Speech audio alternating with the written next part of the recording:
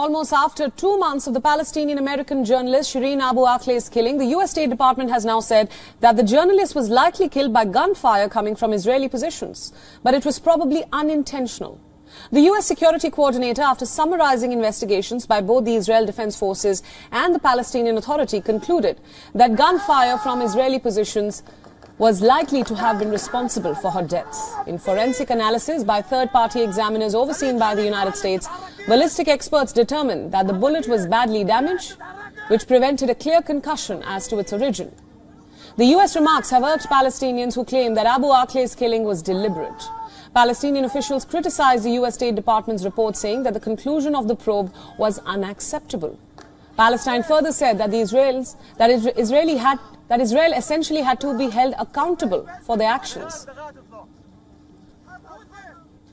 إسرائيل هي الجهة الوحيدة التي أطلقت النار، ولن نتخلى عن حقنا بملاحقة هذه الجريمة في المحاكم الدولية، وعلى الإدارة الأمريكية أن تحافظ على مصداقيتها وأن توجه الاتهام المباشر للحكومة الإسرائيلية بأفعال جيشها ومسؤوليتهم عن قتل شيرين أبو عقلة. The probe was criticized even by journalists' family members. Listen in. We were expecting that such an investigation would actually hold the perpetrators accountable and would carry out a transparent investigation that is free from any political pressure. However, that was not the case. Meanwhile, Israel has denied that any of its soldiers killed Abu Akleh intentionally and claimed that she may have been hit by errant army fire or by a bullet from one of the Palestinian gunmen. The Israeli military said that it would continue to investigate the incident and that a decision on whether to launch any criminal charges would be made after the operational examination. The defense establishment is committed to uncovering the truth. In this specific case, despite the forensic investigation, it was not possible to reach a definitive conclusion.